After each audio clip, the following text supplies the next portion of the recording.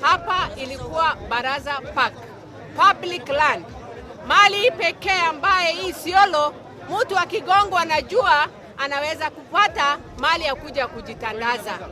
Sasa ni maajabu, mtu anajificha nyuma ya watu wengine, alafu anakuja kuchukua ardhi peke yake ambaye imebaki katika kaunti ya Isiolo.